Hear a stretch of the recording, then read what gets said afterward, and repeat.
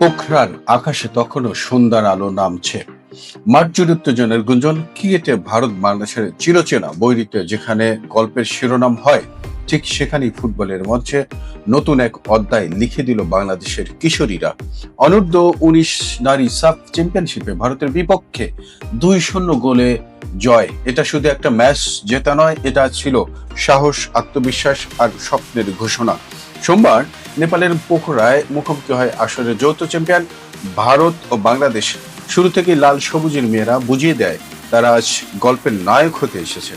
ম্যাচের 30 মিনিটে অর্পিতা বিশ্বাসের পা থেকে আসা প্রথম গোল যেন পুরো দলকে আগুনে রাঙিয়ে দেয়। গোলের পর বাংলাদেশ আর পেছনে তাকায়নি, মাঠের নিয়ন্ত্রণ নিয়ে নেয় দৃঢ় হাতে। এর ঠিক 10 মিনিট পর 40 মিনিটে আলপা আক্তারের গোল। বল জালে জড়ানোর সঙ্গে সঙ্গে গ্যালারিতে উচ্ছ্বাস, বেঞ্চে উল্লাস আর ভারতের শিবিরে নীরবতা। প্রথমার্ধ শেষ হয় 2-0 ব্যবধানে এগিয়ে থেকে বাংলাদেশ তখন আত্মবিশ্বাসের পাহাড়ে। দ্বিতীয়ার্ধে ভারতের ফেরার চেষ্টা ছিল, আক্রমণ ছিল, কিন্তু গোল ছিল না। বাংলাদেশের রক্ষণ দেওয়াল হয়ে দাঁড়ায় আর আক্রমণের সুযোগ এলেও ব্যবধান আর বাড়ায়নি। শেষ বাঁশি বাজার সঙ্গে সঙ্গেই নিশ্চিত হয় টানা দ্বিতীয় জয় বাংলাদেশের। এই ম্যাচ সেরা হয় আলপা আক্তার। তার হাতে পুরস্কার তুলে দেন বাফুফের নারী ইয়ঙ্গার চেয়ারম্যান মাহবুবা আক্তার কিরণ। একটি ছবি যা ভবিষ্যতে নারীদের ফুটবলের প্রতীক হয়ে থাকবে।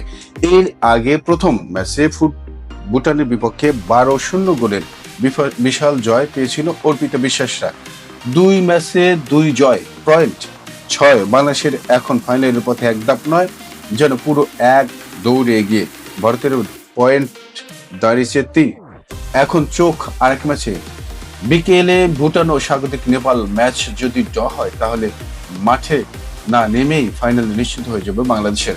আর 4 ফেব্রুয়ারি নেপালের বিপক্ষে শেষ ম্যাচে বাংলাদেশ নামবে। সেই ম্যাচে হয়তো লেখা হবে আরো এক গর্বের গল্প।